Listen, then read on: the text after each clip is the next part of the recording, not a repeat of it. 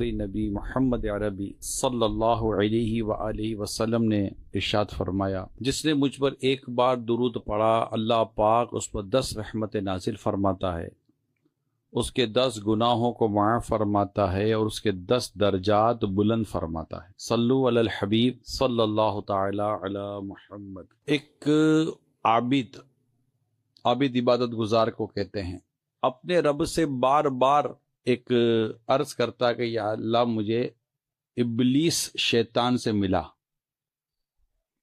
میں اسے ملنا چاہتا ہوں، میں اس کو دیکھنا چاہتا ہوں۔ تو اس کی یہ تمنا پوری نہیں کی جا رہی تھی،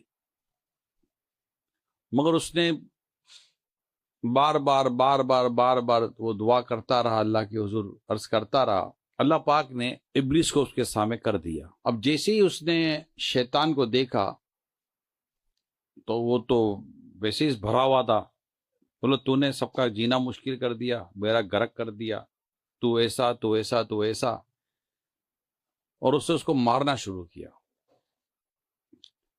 ابلیس کہنے لگا اگر تیری عمر 100 سال کی نہ ہوتی نا تو میں تجھے بتاتا میرے کو مارنے کا نتیجہ۔ یہ کہہ کر وہ غائب ہو گیا۔ کہنے لگا میری عمر 100 سال کی ہے، میں 100 سال مزید جیوں گا۔ یہ بات اس کے کان میں آتے ہی اس کو اپنی طویل زندگی کا غرور ہو گیا کہ میں تو اتنا لمبا جیوں گا، اور اس کا نتیجہ یہ نکلا کہ وہ شخص نیکی کے کام سے نکل کر گناہوں میں مبتلا ہو گیا۔ تو ابھی تو بہت ٹائم باقی ہے، اور وہ اسی گناہوں کی حالت میں مر گیا۔ 100 سال کیا جینا تھا اس نے؟ شیطان کا کام ہی جھوٹ بولنا ہے، اسے جھوٹ بولا تھا اس کو کہ تو 100 سال جیے گا، تاکہ وہ لمبی امید کے چکر میں نیکی سے رہ جائے۔ اب یہاں پر ہمیں 2 باتیں سمجھنی ہیں۔ اللہ پاک جب بندے کے لیے کچھ عطا نہیں فرماتا تو اس میں بندے کی بہتری ہوتی ہے۔ قرآن میں اللہ فرماتا ہے واللہ یعلم وانتم لا تعلمون، بس اس کو یاد کر لیں، واللہ یعلم وانتم لا تعلمون، اور اللہ جانتا ہے اور تم نہیں جانتے۔ کیا ہمارے حق میں کیا بہتر ہے اور ہمارے حق میں کیا بہتر نہیں ہے۔ ہم بعض اوقات دعائیں کرتے ہیں تو بظاہر ہماری دعائیں قبول نہیں ہو رہی ہوتی، اور ہم بدگمان ہو جاتے ہیں کہ اللہ میری دعا قبول نہیں فرماتا۔ ادعونی استجب لکم، اللہ فرماتا ہے مجھ سے مانگو میں دعا قبول کرتا ہوں۔ وہ سب کی سنتا ہے، وہ پاک پروردگار ہے، وہ سب کی سنتا ہے، وہ سمیع ہے، وہ بصیر ہے، وہ علیم ہے، وہ خبیر ہے۔ اس کی شان علیم بذات الصدور، وہ دلوں میں آنے والے خیالات کو بھی جانتا ہے۔ تو مانگ رہا تیرے رب سے، تیرا رب نہیں جانتا کہ تو کیا مانگ رہا ہے۔ میں بھی بیان کر رہا ہوں، میرا رب مجھے دیکھ بھی رہا ہے، میرا رب مجھے سن بھی رہا ہے۔ آپ بیان سن رہے ہیں، ہمارا رب ہمیں دیکھ بھی رہا ہے، ہمارا رب ہمیں سن بھی رہا ہے۔ میں بیان کس نیت سے کر رہا ہوں، میری اس نیت کو بھی میرا رب جانتا ہے۔ آپ کس نیت سے یہاں ہیں، آپ کی نیت کو بھی آپ کا رب جانتا ہے۔ کوئی یہاں علم دین سیکھنے آیا، کوئی اللہ اس کے رسول کا ذکر سننے آیا، ہو سکتا ہے کوئی کسی کو راضی کرنے آیا، ابے چلو بھیا نہیں جائیں گے تو اگلے کو برا لگ جائے گا۔ اب برا لگے یا اچھا لگے وہ بات کی بات ہے، ثواب تو نہیں ملے گا۔ ثواب تو صرف اسی صورت میں ملتا ہے کہ جب ہم یہاں آتے ہی اللہ کے لیے۔ اگر ہم اللہ کے لیے آئیں کہ اللہ کا دین سیکھیں گے، قرآن و حدیث کی باتیں سنیں گے، اس کے پیارے حبیب صلی اللہ علیہ وسلم کا ذکر سنیں گے، اس کی ولادت کی خوشی میں ہم یہاں جمع ہوں گے، میلاد کی خوشی میں جمع ہوں گے۔ اب اس کا ساتھ یہ بھی نیت ہو کہ صاحب خانہ کا دل خوش ہو جائے گا۔ دل خوش کرنے میں ہماری نیت کیا تھی؟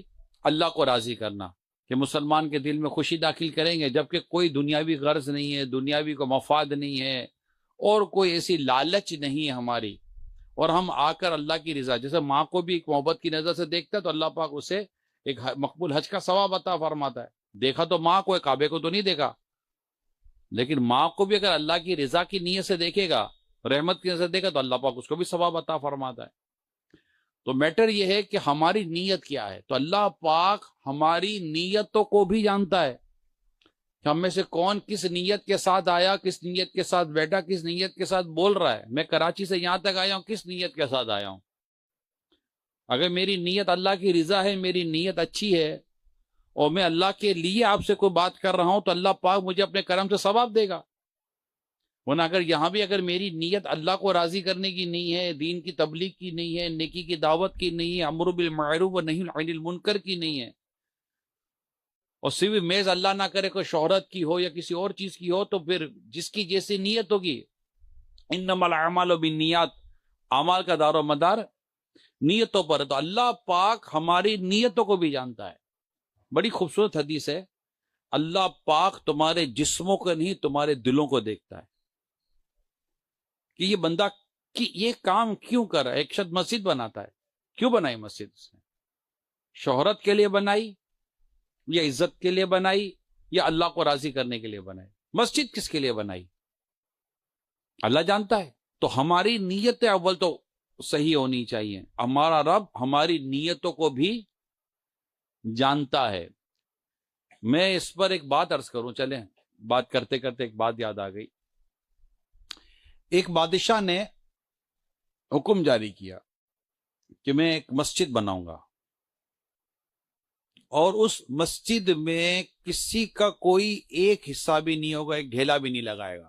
اچھا، مسجد تیار ہو گئی، اور مسجد تیار ہوئی تو اس کے وہ پتھر بھی لگے گا، پتھر نہیں لگے گا تو پتہ کیسے چلے گا مسجد کس نے بنائی ہے؟ بھائی ہمارے تو پتھر لگانا ضروری ہو جاتا ہے نا، پتہ کیسے چلے گا کہ ماں بدولت نے مسجد بنائی ہے؟ جب بنائی تو اللہ کے لیے، اللہ کو تو پتہ ہے، پتھر کی تو ضرورت نہ تھی۔ پتھر کس کے لیے لگایا ہے؟ یہ بندہ ہر کوئی سوچے۔ اب اس نے اپنا پتھر بھی لگوا دیا کہ بادشاہ کی مسجد فلاں فلاں۔ اب مسجد کا افتتاح ہونا تھا، رات کو سوتا ہے تو کیا دیکھتا ہے کہ کچھ لوگ آئے اور اس بادشاہ کا نام ہٹا کر کسی عورت کا نام لگا دیا۔ بادشاہ ہڑبڑا کر اٹھا اور اٹھ کر کہنے لگا، درباریوں، بدبختو، تم ادھر دربار میں بیٹھے ہو، وہاں مسجد میں کوئی میری تختی بدل کے چلا گیا، جاؤ اور جا کے دیکھو وہاں کون تھا یہ شرارت کر کے گیا۔ اب لوگ بھاگے مسجد میں، جا کر دیکھا تو تختی تو وہی بادشاہ سلامت کی لگی ہوئی ہے۔ آگے کہنے لگے، بادشاہ سلامت کا اقبال بلند ہو، حضور کوئی نہیں ہے، مسئلہ ہی نہیں ہے، وہاں تو جیسا آپ کا نام کی تختی لگی تو آپ کون ہے جو یہاں کر آپ کے نام کی تختی ہٹا دے گا؟ چلو خواب تھا۔ اگلے دن پھر وہی خواب، رات کو وہی اس کا نام بدل کے کوئی اور تختی لگ گئی۔ اس نے کہا، میں کہہ رہا ہوں بدبختو، جاؤ غور سے دیکھو ہوا ہے کچھ۔ جا کے پھر دیکھا، ایز اٹ از معاملہ تھا، کوئی چینجز نہیں آئی تھی۔ تیسری رات بھی سیم خواب کہ ایک عورت کا نام ہے اور اس کا نام بدل دیا گیا۔ اب وہ سیریس ہو گیا، 3 راتیں مسلسل ایک ہی طرح کا خواب، اس کو تو عورت کا نام یاد ہو گیا۔ اب اس نے تختی کے لیے کسی کو نہیں بھیجا، کہا اس عورت کو پکڑ کے لاؤ، یہ عورت کون ہے، نام یہ ہے اور اس کو ڈھونڈو، میرے ریاست میں اس نام کی کوئی عورت ہے ضرور۔ اب جناب یہ سارے کارندے ڈھونڈ رہے ہیں، کوئی عورت ملے، کوئی عورت ملے۔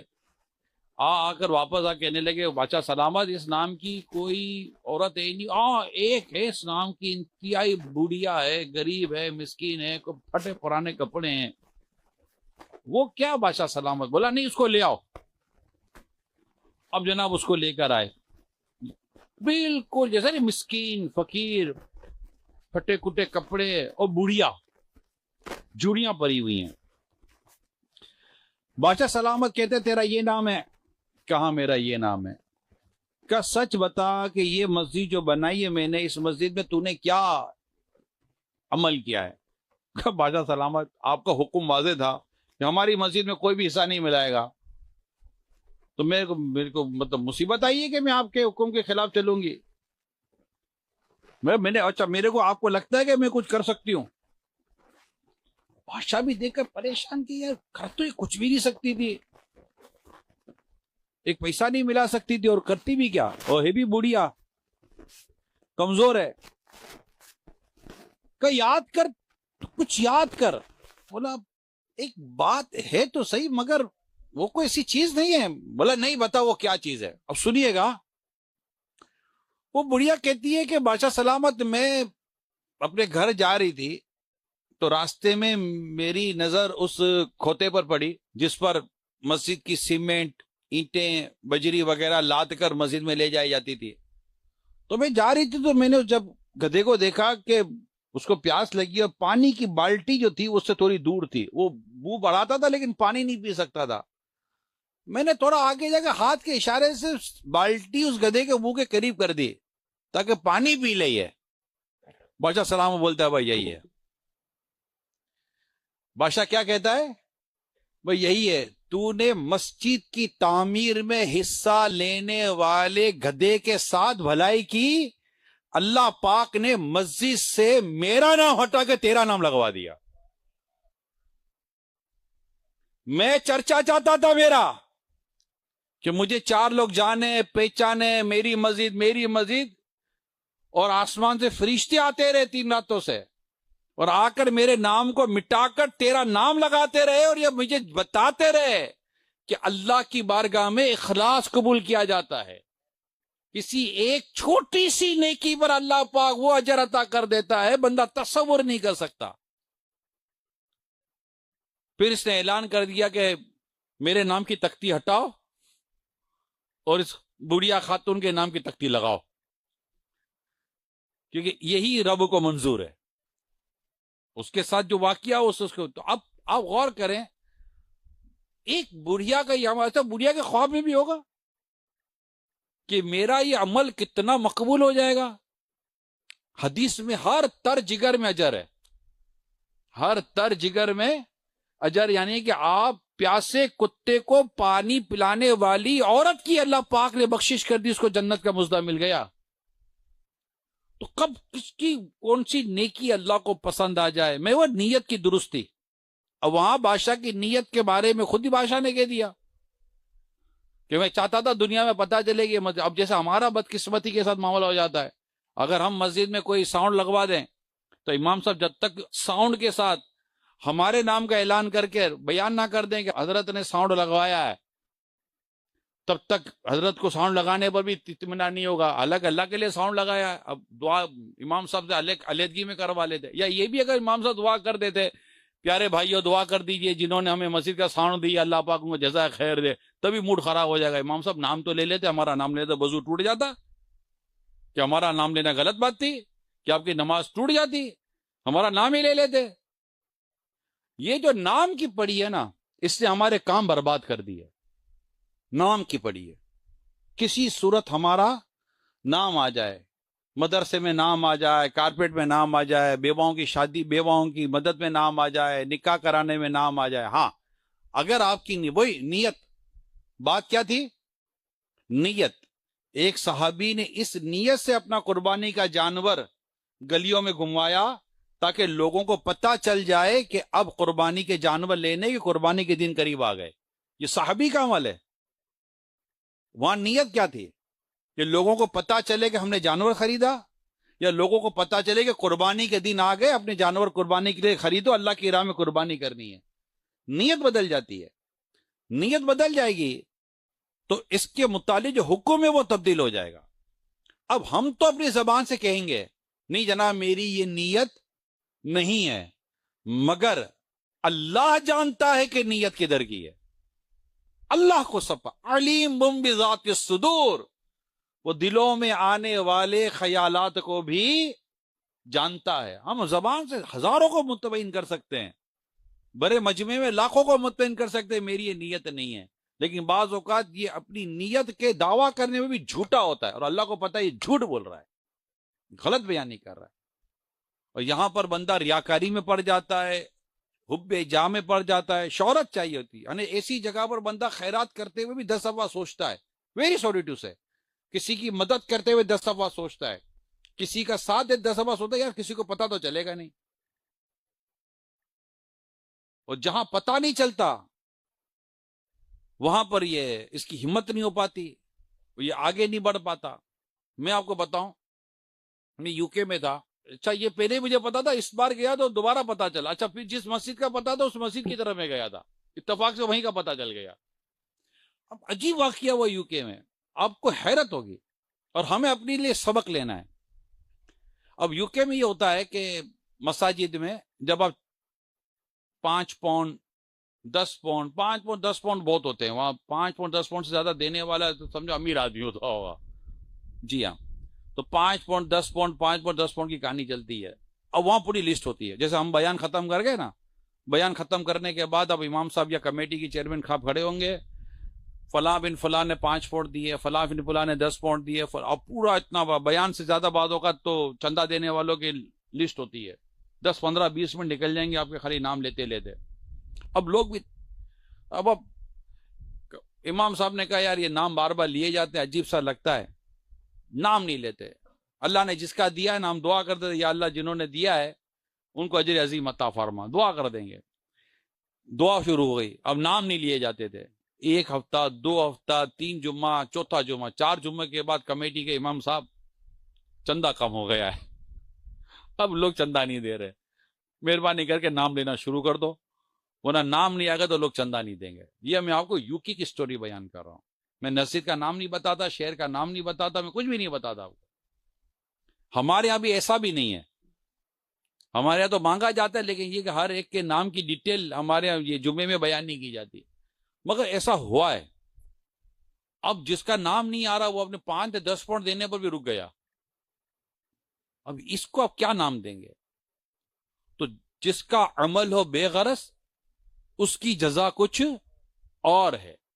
تو ہمارا جو آج کے بیان کا جو پہلا ٹاپک جو میں لے کر چلا ہوں، ایک واقعہ میں نے آپ کو سنایا ہے. سب سے پہلے بنیادی بات ہے نیت کی درستی. چاہے میں کوئی بھی اللہ اور اس کے رسول کے دین کی خدمت کروں، سوسائٹی کی خدمت کروں، social worker Bannu, what ever مجھے جو بھی کام کرنا ہے، میری نیت اچھی ہونی چاہیے کہ میں اس عمل سے اللہ پاک کو راضی کرنا چاہتا ہوں، میں اس عمل سے اللہ پاک سے جنت کا طالب ہوں بس. اور اللہ کو پتا ہے کہ تو نے کیا کیا، میں نے کیا کیا. اللہ سب جانتا ہے، اس کو سب پتا ہے. ہمیں لوگوں کو بتانے کی ضرورت نہیں پڑتی.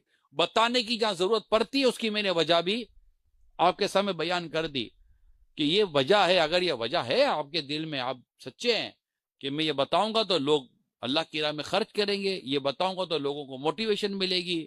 میں نے مسجد کے لیے ماربل دیا، میں کسی کو یار میں نے ماربل دے دیا، بجلی کا کام آپ کروا لو. آپ نے اس لیے نہیں کہا کہ میں نے ماربل دیا، میں اپنا بولوں گا تو بجلی کا کام یہ کروا دے گا، فلاں کا میں نے کر رہا ہوں تو یار میں یہ کر رہا ہوں آپ یہ کر لو. میں نے 10,000 دیے تو آپ بھی کچھ دے دو، یار میں نے 10 لاکھ روپے دے آپ بھی کچھ دے دو. اب جو آپ یہ کہہ رہے ہیں اپنا، دیکھیں یہ ہے ہی پھر بھی آزمائش ہے. آزمائش کہ کہنے میں اگر کہیں بھی سلپ ہو گئے تو یاد رکھیے گا، اگر نیکی ریاکاری کی نیت سے کی، ثواب نہیں عذاب ہے. ریاکاری پر عذاب ہے کیونکہ ریاکاری حرام ہے. قیامت کے دن ریاکار کو یہ کہا جائے گا، اور ریاکار یہ کہہ کر پکارا جائے گا، اور ریاکار قیامت کے دن کیا بنے گا اس کا.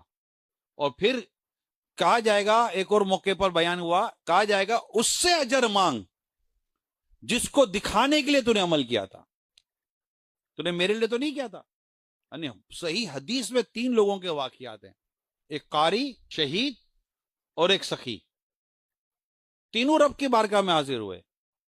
قاری سے سوال ہوا تو قاری نے کہا تو نے مجھے آواز دی، قرآن دیا، میں نے تیرے لیے اس کی تلاوت کی. اللہ فرمائے گا تو جھوٹ بولتا ہے، تو نے میرے لیے قرآن نہیں پڑھا، تو نے اس لیے قرآن پڑھا کہ لوگ تجھے قاری کہیں، اور تجھے قاری کہہ لیا گیا، فرشتوں اس کو جہنم میں ڈال دو. پھر اللہ کی بارگاہ میں شہید حاضر ہوگا.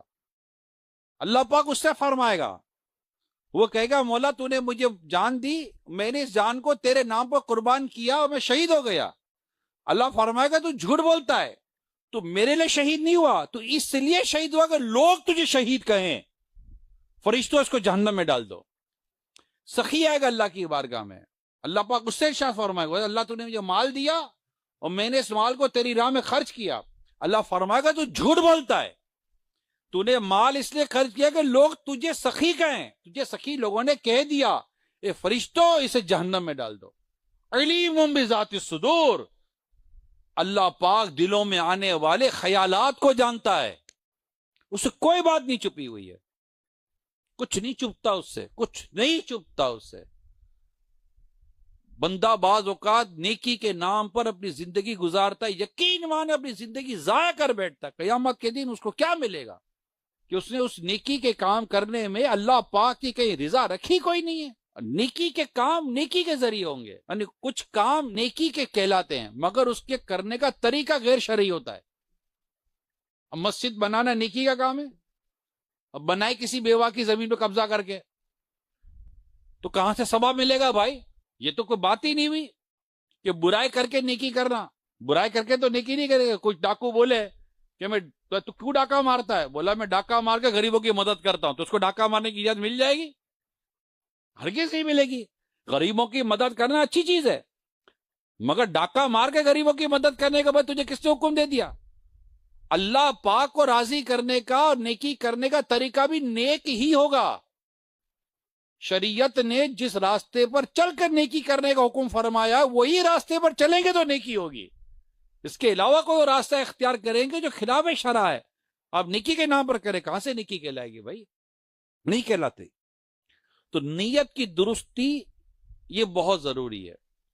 دوسری بات، اللہ پاک جب بندے کو کسی چیز کے بارے میں اس کو نہیں وہ پرووائڈ ہو رہی ہوتی تو وہ اپنے رب کی رضا پر حاضر. اب وہ کہہ رہا تھا مجھے شیطان دیکھنا ہے، شیطان دیکھنا ہے، شیطان دیکھنا ہے، اس کو نہیں دکھایا جا رہا تھا. آخر شیطان کو دیکھ کر وہ فتنے میں مبتلا ہوا نا. اب ہم مال چاہیے، مال چاہیے، مال نہیں آ رہا بھیا، دیکھو مجھے مال نہیں مل رہا، مجھے شہرت نہیں مل رہی، مجھے کامیابی نہیں مل رہی، یہ فلاں چیز نہیں مل رہی، یہ نہیں مل رہا. ہو سکتا ہے یہ تیرے حق میں بہتر نہ ہو سکتا ہے یہ تیرے حق میں بہتر نہ ہو. ہم شفا مانگتے ہیں، ہمیں شفا نہیں ملتی، ہو سکتا ہے ہمارے حق میں شفا بہتر نہ ہو. جی ہاں، میں آپ کو حدیث قدسی بتاتا ہوں، اور اس کا خلاصہ ٹوٹل سمجھے، اس کی پوری ایکسپلینیشن کے ساتھ میں آپ کو روایت بیان کر رہا ہوں. ایک شخص بیمار ہوتا ہے، ایک شخص بیمار ہوتا ہے، اللہ پاک اس کو صحت نہیں دیتا، کیونکہ اگر اسے صحت دے دے گا تو اس کا ایمان ضائع ہو جائے گا. کسی کو صحت ملی ہوتی ہے، اسے بیماری نہیں ملتی، کہ اللہ پاک اس کو بیماری دے گا تو اس کا ایمان ضائع ہو جائے گا. کوئی غریب ہے، اس کے پاس مال نہیں ہے، اللہ پاک اس کو مال نہیں دیتا کہ اس کو مال آئے گا تو وہ اس کا ایمان ضائع ہو جائے گا. کوئی مالدار ہے، اس کو غریب نہیں کیا جاتا، کیونکہ اگر وہ غریب ہوگا تو اس کا ایمان ضائع ہو جائے گا. اللہ پاک اپنی ان تدابیر سے اپنے بندوں کے ایمان کی حفاظت فرماتا ہے. واللہ یعلم وانتم لا تعلمون، اور اللہ جانتا ہے تم نہیں جانتے. تو نہیں ہوتی بعض اوقات ہم دعائیں کرتے ہیں، دعائیں کرواتے ہیں، نہیں فرق نہیں پڑ رہا ہوتا. ہم یار دعا قبول ہو رہی ہوتی ہے، مگر اے بندے تیرے حق میں یہ بہتر نہیں ہے، تجھے تیرا رب عطا نہیں کر رہا، اور اس کی عطا نہ ہونے میں اللہ پاک کا تجھ پر احسان ہے کہ اللہ پاک تجھے نہیں دے رہا، ہے میرے غم دور نہیں ہو رہے، اس میں بھی اللہ پاک کا احسان ہوتا ہے. میری تکلیف دور نہیں ہو رہی، اس میں بھی اللہ پاک کا احسان ہوتا ہے. جب تکلیف اور پریشانی اور جب غم آتے ہیں نا، بندہ اللہ کے حضور توبہ کرتا ہے. نہیں ہے کوئی پریشانی، بندہ آسائشوں میں مبتلا ہوتا ہے، اپنے رب کی نافرمانی پر تل جاتا ہے، کہتا ہے یار اتنی نافرمانی کرتا ہوں، اگر میں غلط ہوتا تو مجھے سزا نہ ملتی، غلط ہوتا تو میرے سے یہ نہ ہو جاتا. گویا کہ یہ اس کو بے باک کر رہی ہوتی چیزیں، اور جب اللہ کی پکڑ آ جاتی ہے کیا کرتا ہے؟ توبہ کرتا ہے، استغفر اللہ، ادھر ادھر ہاتھ پیر مارتا ہے، یار کچھ ہو تو نہیں گیا، کوئی بات تو نہیں ہو گئی، سوچتا ہے یار کسی کو کچھ کہہ تو نہیں دیا تھا، کچھ ہو تو نہیں گیا تھا.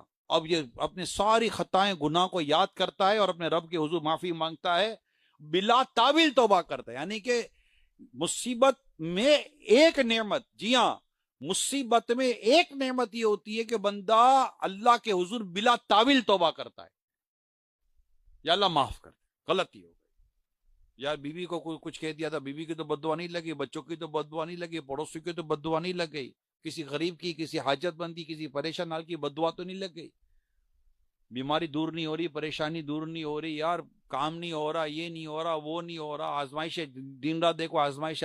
ان آزمائشوں نے اسے مسجد کا راستہ دکھا دیا ہوتا ہے، ان آزمائشوں نے اسے قرآن کا راستہ دکھا دیا ہے، ان آزمائشوں نے اسے توبہ کا راستہ دکھا دیا ہے، اس آزمائش نے اس کے اندر عاجزی پیدا کر دی ہے. اب تک تکبر میں گھومتا تھا, کسی کو خاطر میں نہیں لاتا تھا, لیکن جب اس کو پریشانی آتی ہے تو ہر ایک سے عاجزی سے ملنا شروع کر دیتا ہے, ہر ایک سے معافی مانگنا شروع کر. میں معافی مانگوں گا, تو کیوں نہیں معافی مانگے گا؟ ایسا کون سا آدمی بھیا تو معافی نہیں مانگ سکتا؟ لیکن نہیں مانگتا, کیونکہ اس کے ایک غرور ہوتا ہے, ایک چیز جس کو اس کو عمر کا غرور لگ گیا نا کہ میں لمبا جیوں گا, غرور ہوتا ہے پیارے اسلام بھائیوں. میں آپ کو یاد رکھیے گا, یہ عقل کا غرور الگ ہے, یعنی بعض لوگ اپنی عقل پر مغرور ہو جاتے ہیں. مال کا غرور الگ ہے, بعض لوگ اپنے مال پر مغرور ہو جاتے ہیں. علم کا غرور الگ ہے, بعض لوگ اپنے علم پر مغرور ہو جاتے ہیں. بعض لوگ اپنے منصب اور عہدے پر مغرور ہو جاتے ہیں. اور یہ غرور کی ایک علامت یہ ہوتی ہے کہ یہ کسی کو خاطر میں نہیں لائیں گے. وہ متکبر آدمی یہ قیامت کے دن ذلیل و رسوا ہوتا ہے. بلکہ متکبر آدمی تو یہاں بھی نہیں کسی سے, متکبر آدمی کا کون دوست ہوتا ہے؟ کوئی نہیں. مفاد پرست اس کے گرد جمع ہو جاتے ہیں, باقی اس کے گرد کوئی کام کا آدمی جمع نہیں ہوتا. اس کی شہرت گئی, اس کے جان پہچان والے گئے. اس کی دولت گئی, اس کے جان پہچان والے گئے. اس کا منصب گیا, اس کے جان پہچان والے گئے. اس کے گیا یہ چلے گئے, کیونکہ جو بھی آیا ہے اس کے پاس نہیں آیا, اس کے منصب کے پاس آیا, اس کی دولت کے پاس آیا, اس کی شہرت کے پاس آیا ہے. وہ گئی, لوگ چلے گئے, کیونکہ اس کا اپنا کردار نہیں تھا. کردار ایک ایسی چیز ہے جس کی وجہ سے اگر کوئی آپ کے قریب آیا انشاءاللہ رہے گا آپ کے. اس کو کہتے ہیں حسن اخلاق, اچھا کردار, نرمی, شفقت, محبت, جو نبی پاک صلی اللہ علیہ وسلم کی سنتوں سے ہمیں ملتی ہے, آقا کی سیرت سے ہمیں ملتی ہے. عاجزی, انکساری اللہ کے لیے, کہ جو اللہ کے لیے عاجزی کرتا ہے اللہ پاک اسے بلندی عطا فرماتا ہے. تو اللہ پاک اگر ہمیں کوئی چیز عطا نہیں کرتا, یقین مانے اور اس بات پہ یقین رکھنا چاہیے کہ اللہ پاک نے اس عمل میں ہمارے لیے بہتری رکھی ہے, کہ اللہ جو کرتا ہے اپنے بندے کے لیے کیا کرتا ہے؟ بہتر کرتا ہے. ایک صاحب نے کتا پالا, اس کے پاس کتا تھا, اس کے پاس گدھا تھا, مرغا بھی تھا اس کے پاس. تو کتا مر گیا. اب گھر میں خیال آنے لگا کہ کتا مر گیا, کسی نے کچھ کر تو نہیں دیا ہے. تو شوہر نے, ایک آدمی تھا, بیوی عورتوں کو بھی اسی وسوسے بہت آتے رہتے ہیں. تو شوہر نے کہا کہ اللہ کی بندی, اللہ جو کرتا ہے بہتر کرتا ہے. وہ کتے نے مرنا تھا, مر گیا, اور کتا گھر کی حفاظت کرتا تھا. تھوڑے دنوں کے بعد گدھا مر گیا. اب بیوی بولے میں بولتی کچھ ہے, کسی سے پوچھو. اللہ کی بندی, گدھے کی ٹائم پورا آ گیا تھا, گدھا مر گیا. اللہ جو کرتا ہے بہتر کرتا ہے. تھوڑے دنوں کے بعد مرغا بھی مر گیا. اب تو مان لو, اب تو پوچھو وہ کچھ ہے. وہ اللہ کی بندی, وہ چپ ہو جا, کچھ نہیں ہے, اللہ جو کرتا ہے بہتر کرتا ہے. اب یہی وہ مرد ایک ہی بات کہ اللہ جو کرتا ہے بہتر کرتا ہے, اللہ جو کرتا ہے بہتر کرتا ہے. تھوڑے دنوں کے بعد رات کا وقت تھا, گاؤں بالکل نیرا گاؤں تھا وہ. اب گاؤں میں بجلی کا نام تو نشان نہیں تھا. رات اندھیرا, گوپ اندھیرا. رات میں ڈاکوؤں نے گاؤں کو لوٹا. اب گاؤں میں کیسے پتا چلے گھر کدھر نے, کون سا کون آبادی, کدھر آبادی نہیں. اب جہاں سے بھی جانور کی آواز آتی ڈاکو گھس جاتے اور لوٹ کے چلے جاتے.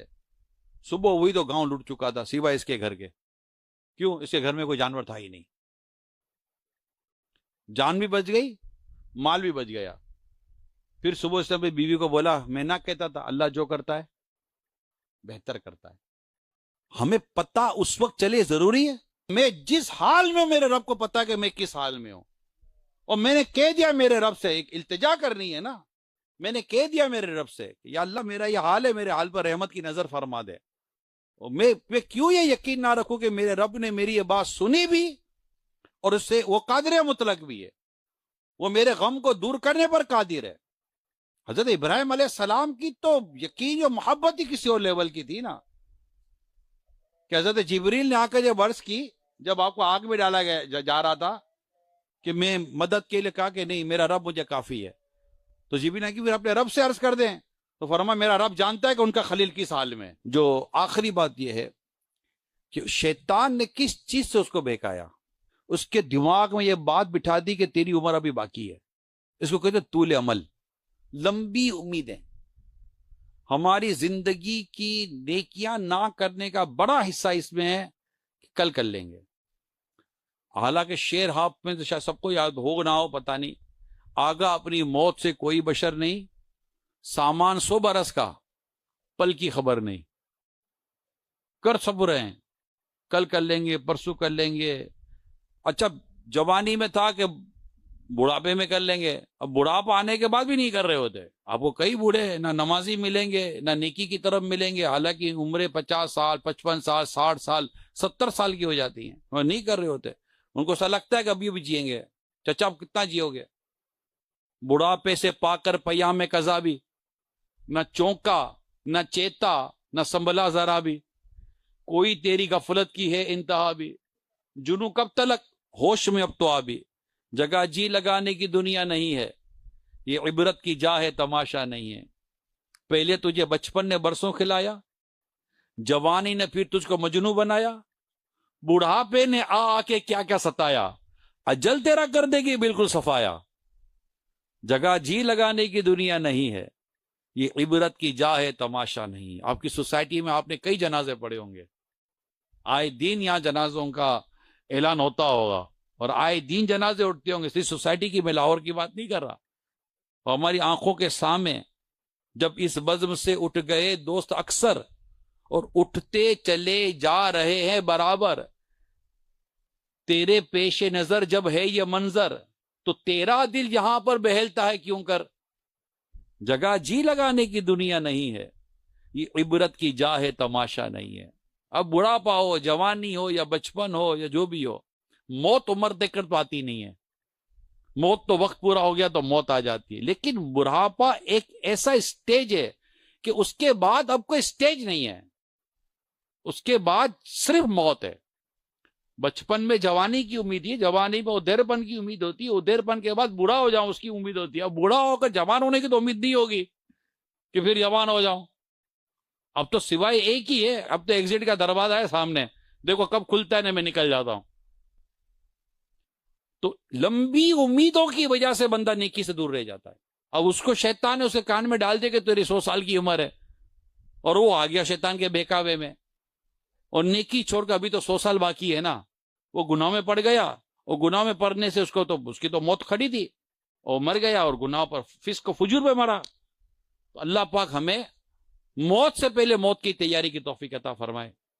اللہ پاک ہمارے میزبان کو سلامت رکھے، انہوں نے ماشاءاللہ اتنا زبردست بڑا انتظام کیا، ہمیں آنے کی توفیق ملی، آپ سب آئے، نیکی کی باتیں ہوئی، نیکی کی دعوت ہوئی، اللہ عمل کی توفیق دے۔